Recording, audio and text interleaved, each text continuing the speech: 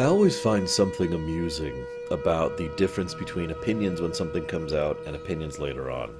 I even came up with a lorium for it, specifically referring to the Princess Bride effect. You know, something comes out and people are like, or I hate it, or whatever. Fast forward 10 years and people are like, oh, dude, that's awesome, right? Lord knows that can apply to a lot of things, especially when it comes to Star Trek, but in fiction in general. I mentioned that. A lot of people were upset about this episode when it came out. There was a lot of feedback, such as it is, given that this is, the 90s, so feedback wasn't really the same thing then that it was now. But there was still feedback and pushback about the fact that, well, we didn't learn anything. There was no information about Garak. You teased us, but you didn't do anything.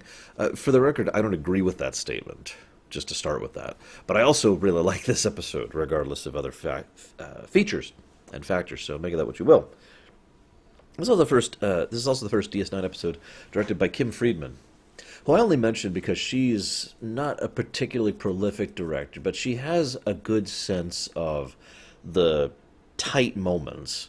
And just to give you an idea what I'm talking about, here's a couple other episodes she's directed. Jem'Hadar, Blaze of Glory, and Jetrel over on Voyager. Now, she's also directed some not particularly good episodes, but I mentioned those three because all three of those are really good at zooming the camera in on the characters and doing a good job with them.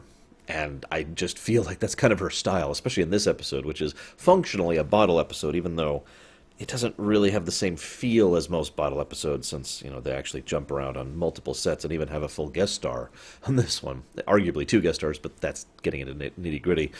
You did notice that most characters basically only show up for a few seconds in this episode. Like, Sisko shows up as like, hey, and then O'Brien's like, hey, and then Kira's like, hey, and then Quark's like, hey. Quark has two scenes. Odo has, like, two scenes. But for the most part, this is just all about Bashir and Garak. I also like the fact that this episode takes what is basically just a little bit of background flavor lore and turns it into an engaging story between two characters and actually develops the idea that of this dynamic between Bashir and Garak, this friendship. Oh yeah, Dax is in this too. I'll talk about that later. I also find it funny,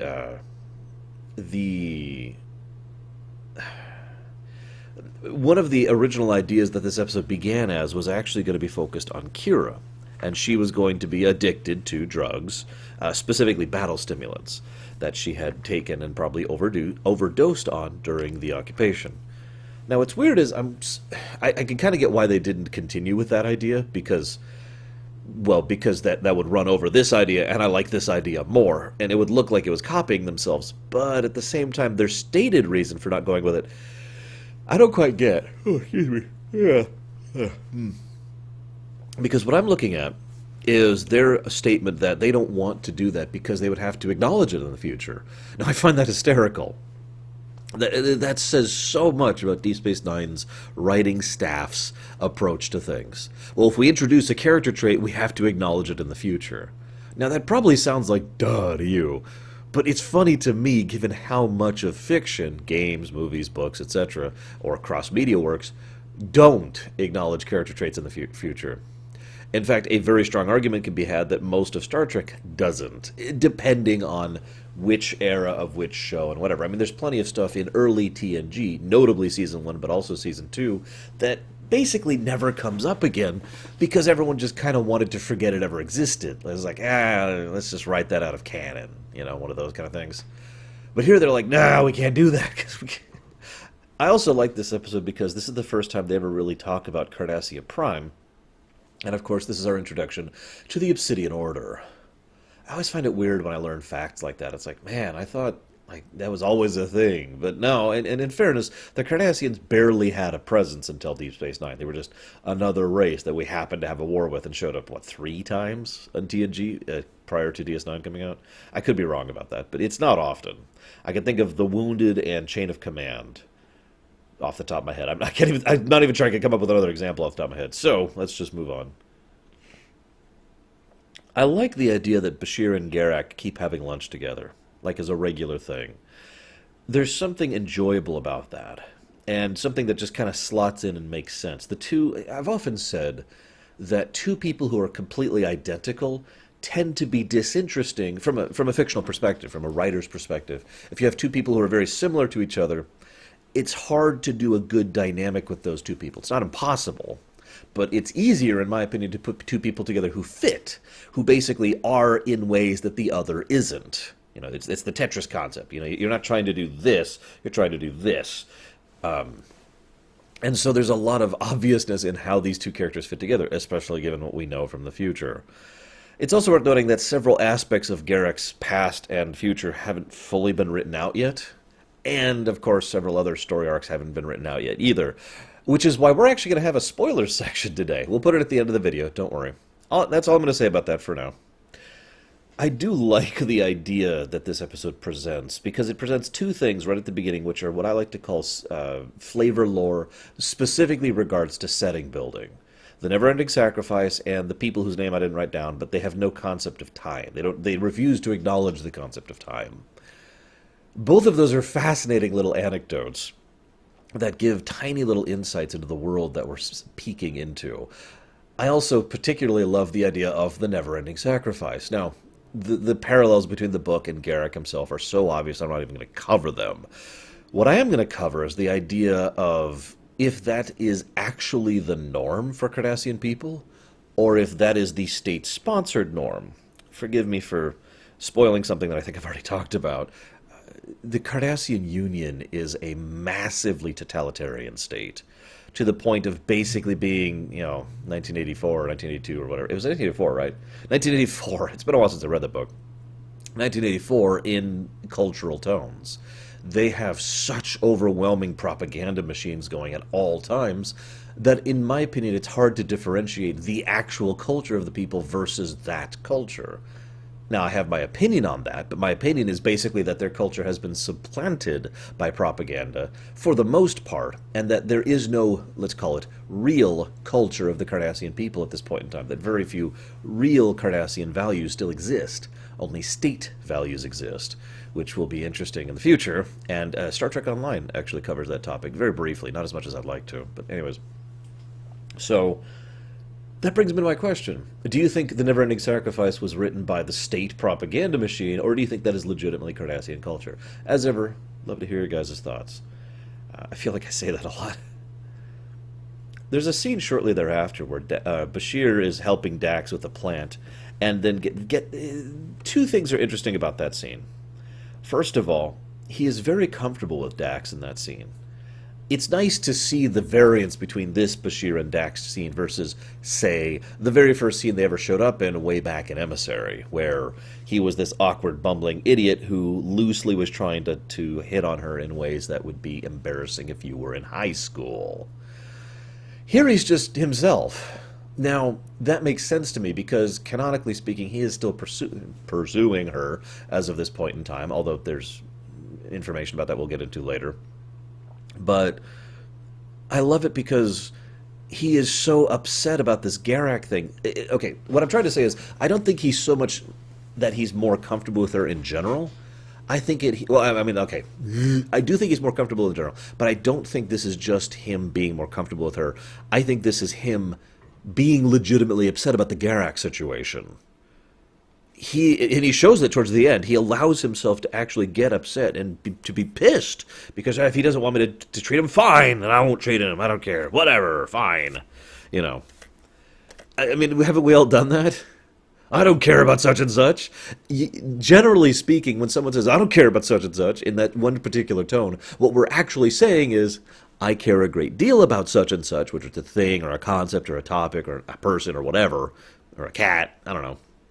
And we're upset about the fact that we can't do anything about it, or they're pissing us off, or whatever. Something's upset us, emotionally destabilized us, and this is our way of dealing with it, with insisting we don't care.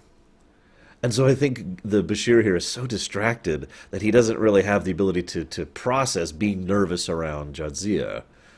Now, I similarly mentioned that. Forgive me for mentioning something so tiny like that, but there's a lot of tiny moments in this episode, which, again, I feel sits on the weight of Kim Friedman and, of course, the actors who have a great deal of panache throughout this episode. It's mentioned that both Alexander Siddig, yes, I know that's not his real name, and Oh God, I can't remember the name of the guy who plays Garak, and I know I'm going to get 50 comments telling me it. But both actors really had a lot of chemistry together, that they legitimately enjoyed acting alongside each other. Andrew Robinson, that they legitimately enjoyed acting alongside each other, and really, it just gelled, that it was fun. That's another thing. One of the biggest traits that will have and will always give Voyager over every other Star Trek show is that the actors really got along really well and really liked acting with each other. There are exceptions to that. There's individual exceptions, but for the most part, they got on stage and it just worked from word go, from the very beginning in Caretaker. And in my opinion, as a consumer, as a viewer of fiction, there's always something more enjoyable about seeing actors who like acting with each other or who like each other acting on screen. And I mention that because it really shines in this episode. If it's not obvious, I do love this episode, and I really, really enjoy the character dynamic between both people. I'll talk more about that specific dynamic later. I want to move on to my next point, which is Quark. Again, tiny little nuanced thing. I just want to point this out. This is not the first time I've seen this, but this is probably one of the most times it was best on display. Again, I credit a lot of that to the director. Quark has this thing where someone's like, aha, I've caught you in a lie, and he'll get fidgety. Like his movements are twitchy, quick, fast, and then as soon as his adaptive lying mechanism kind of takes over, he smooths out. It's a nice little touch, and it's really funny because he's like, huh, what? And he's like little twitchy, and then he like twitches back and forth a little bit, and then he turns it into a rather smooth head bob as he figures out how he's going to lie around this. As I've mentioned several times before, Quark is a very on-the-fly, adaptive liar. That's the kind of lying he's good at. And he just has that little second of, okay, processing, all right, I've got it. So here's what I'm going to say, and here's what I'm going to do. He's really good at that, and I love that little tick that we have. And of course, you could imagine that someone like Odo probably notices that tick too, given his observational skills, but I digress. Speaking of Odo, I find Odo weird in this episode. Now, we've already established that Odo's a little bit fascist, and just a little bit. He's definitely got that sort of a totalitarian stint to him. You know, his comment earlier, if everyone, say what you will about the Cardassians, but everyone was safer there, you know, blah, blah, blah. His comment about, you know, I keep secret tabs on everyone for their own good is just kind of, that's a little questionable. I can kind of see the morality of that, but, you know, And then he mentions, I want to interrogate Garak, because he was apparently a member of the Obsidian Order, and I want to talk to him about these open cases that involved Obsidian Order agents. Now,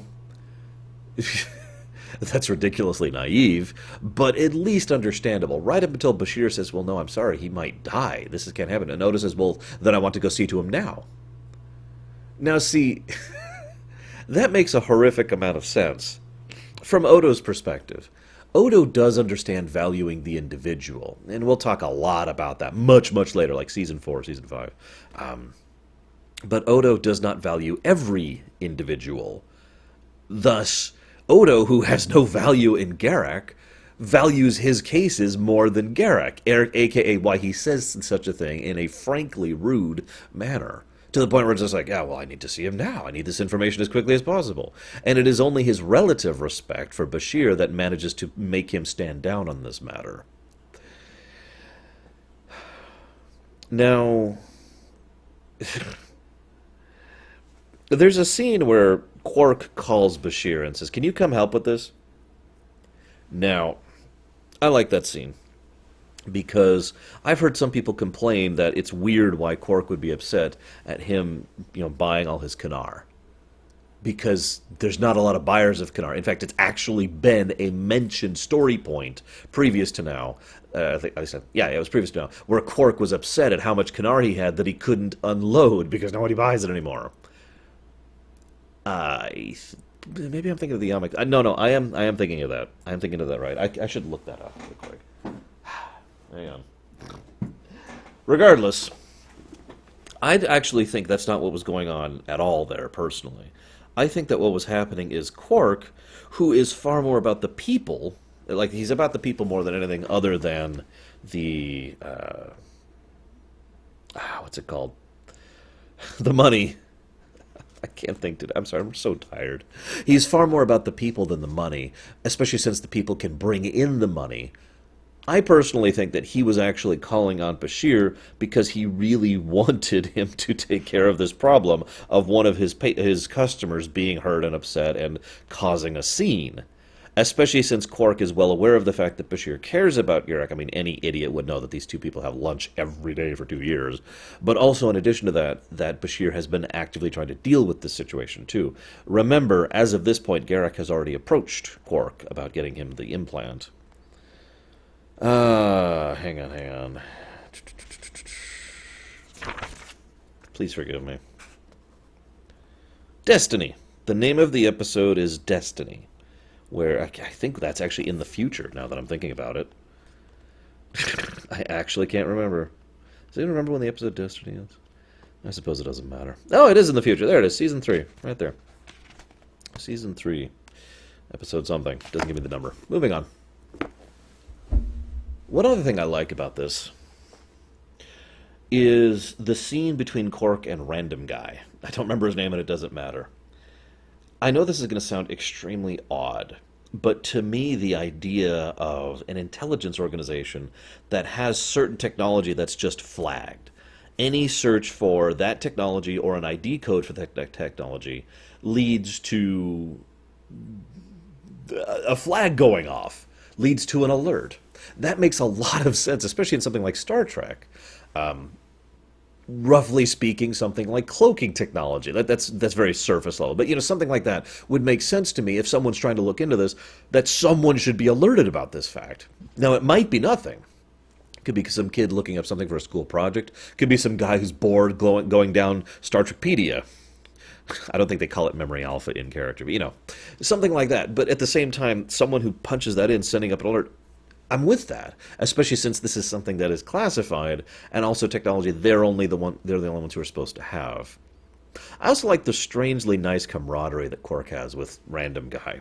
It kind of helps to show how many connections Quark really has, because he's a people person, like I mentioned earlier. Oh, quick aside, I know I already commented on this, but I love Odo's line. Bashir's like, you don't have one of these in my room, do you? And Odo says, should I? So then, of course, Bashir confronts Garak, and basically the episode actually starts, because most of the episode from this point onward is a two-man, one act between Garak and Bashir. First of all, I've made the argument before that the only truth that is stated in this episode, the only true truth, is the initial information dump. He tells him about the implant, and he tells him about how much he hates living here. I believe both of those things, and almost nothing else that he says. I also note that he segues from that almost immediately into a provable lie. But before I get into that, I just want to mention, medically speaking, the idea of having endorphins flooding your brain for years, all the time, is kind of horrifying.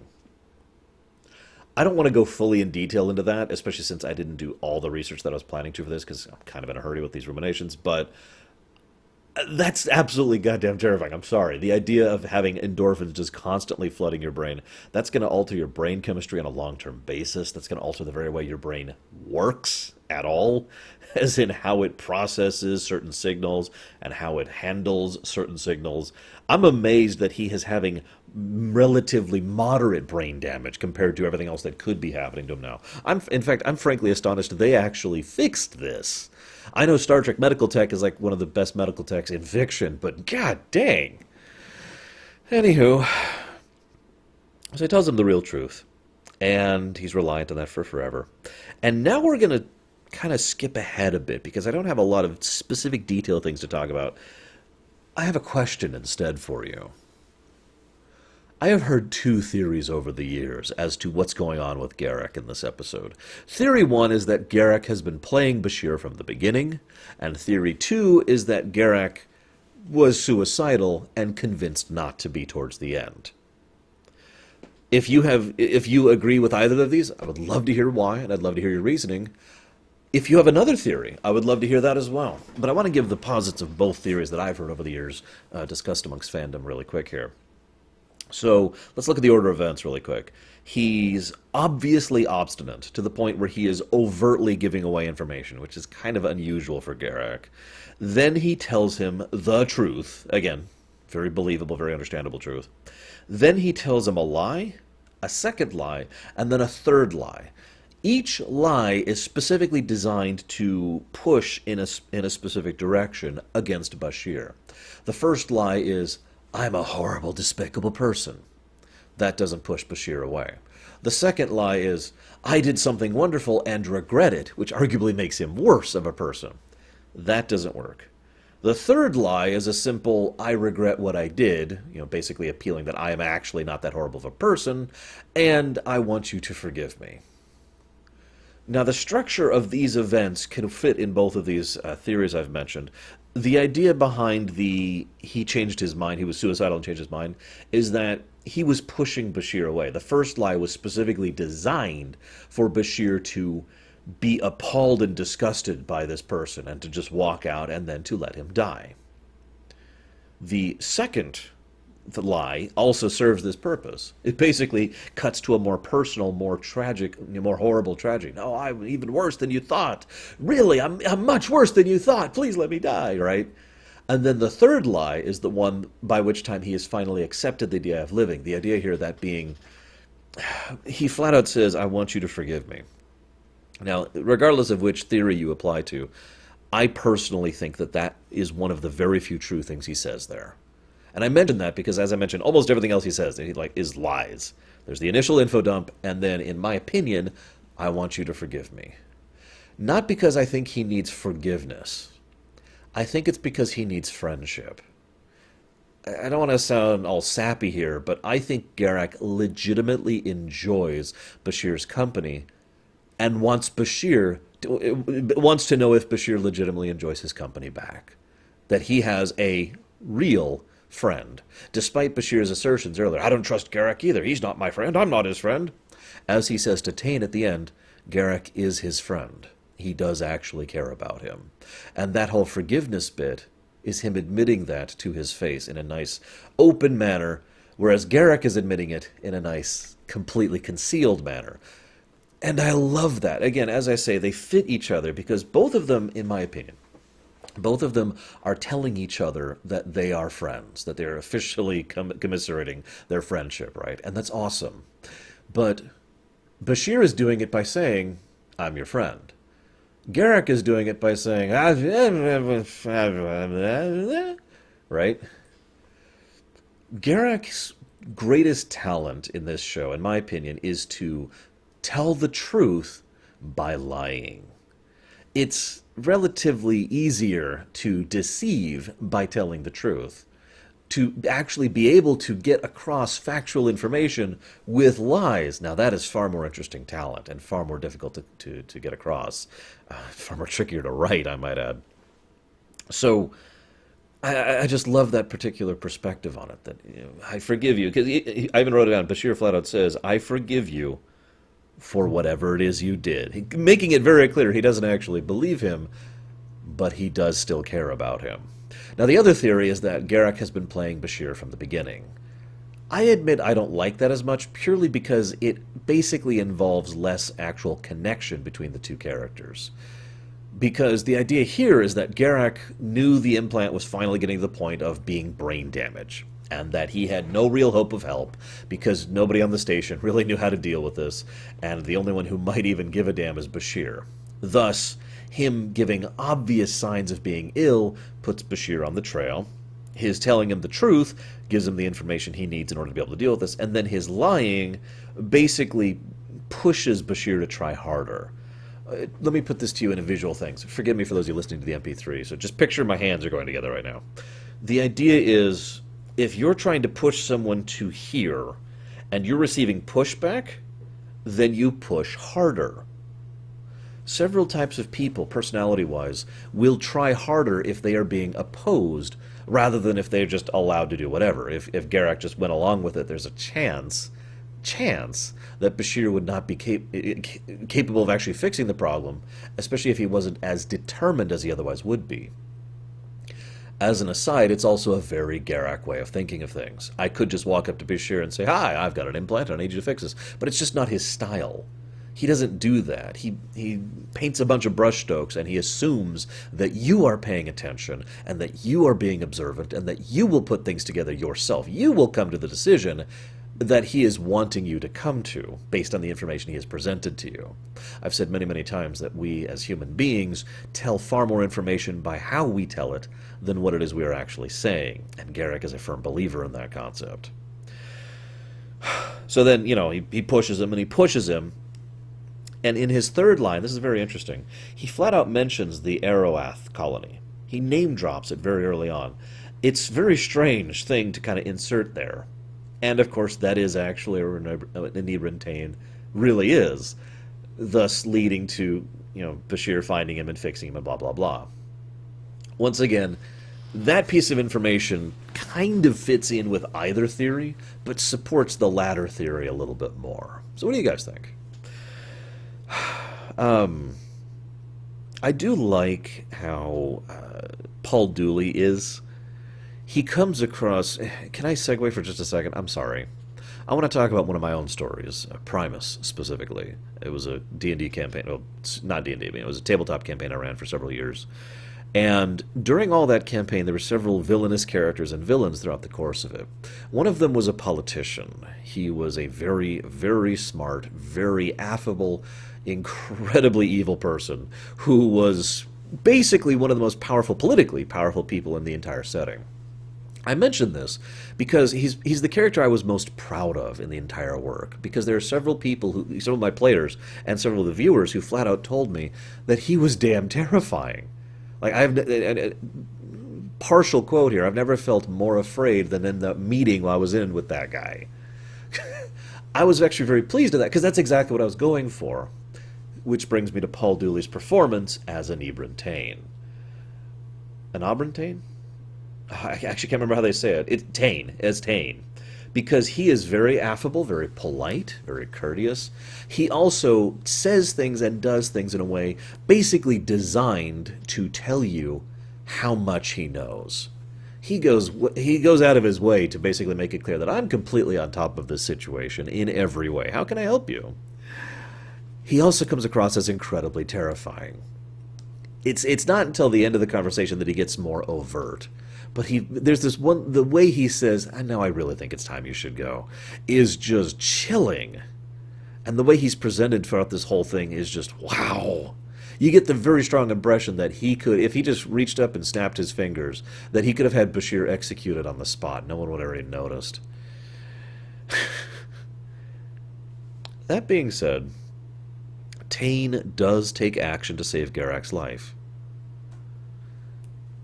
So we're going to go ahead and bring down the spoiler section. For those of you who have not watched the rest of Deep Space Nine, please hit pause, or stop, or whatever, and mash the like button. Mash it as hard as... I hate it when people do that. So I will hopefully remember to bring down the controversy box. I don't always remember to edit things properly, because I usually edit things weeks and weeks after I record them. But controversy box, in case I remember. 3, 2, 1. Spoilers, spoilers, spoilers. Oh, wait, did I say controversy box? God, I am really out of it. Spoilers box. Spoilers box. Spoilers, spoilers, spoilers, spoilers, spoilers. Not controversy. No controversy here. There's no controversy in Deep Space Nine. Now let's talk about terrorism and state-sponsored propaganda. No, I'm kidding. Spoilers. This is your last chance. All right, we're good. I actually find myself wondering if Tain, in his own extremely weird Cardassian way, does actually care about Garak, his son. Because one of the things we learn many times over is that there is a very strong tribal mentality amongst the Cardassians, specifically going down in layers. There's the tribe of the Union, there's the tribe of your specific organization, because there's a lot of internecine fighting amongst the military, the Order, I can't remember their name, the Datapa, when they actually exist, And then there's your family. And there's nothing below the family. There's your family. You are part of the family. And family is a huge centric part of Cardassian mindset. So even if Tain doesn't, in traditional sense, love his son, there's probably still some vestiges of him caring about his son, thus being willing to spare his life. Or he could be doing this out of a sense of cruelty, because of how much he despises his son. I don't actually know. And it's interesting enough that we don't really get enough information to really decide that.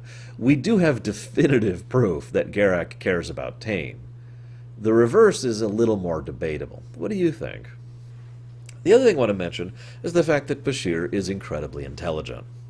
This is, in my opinion, the other reason why Bashir and Garak fit together so well, because both of them obfuscate stupidity all the time. Now, Bashir is very black and white in his morality. This will come up later with the Section 31 stuff, but and Garak is a lot more fluid and gray with his morality. And the two do still have opposites about each other, but the one thing they really have unifying them is that feature. Both of them present a facade of someone who is nowhere near as intelligent, and this is important, as observant as they really are. Now, to my knowledge, this is never confirmed at all in the entire work, but I always liked the idea that Garak basically knew something was up with Bashir. Not the specifics. I don't think he figured out the specifics. But he figured out that there was more to this person than meets the eye. And that's part of what, for lack of a better word, attracted him to him. Part of why they ended up growing together and becoming friends over time. Because Bashir certainly is smart enough to recognize that there's more to Garak than he's putting on. The only difference between the two, really, outside of writing, from an in-character perspective, is that Bashir never lets out any hints of how good he is. Garak does so constantly, basically as a game. And out of character, Garak was always written to be someone more than he is, and Bashir, they came up with that later, so it fits both ways. But I've always loved that idea, especially since, even in this very episode, they kind of make a very minor point of how observant Bashir is, because he pays attention many times throughout this episode, and picks out several little details that otherwise aren't particularly notable, and just latches onto them, and through doing so, finds his way to the solution. The colony thing, the actual specific symptoms that he was following, fixing the flower with Dax, little stuff like that. Now, obviously, that was probably done deliberately, not to show that Bashir is super intelligent, but rather to show the very nature of the episode, the mask hiding the reality, the obvious hiding the truth kind of a thing, the magician trick, if you will. Regardless, I really liked this episode. I hope you did too.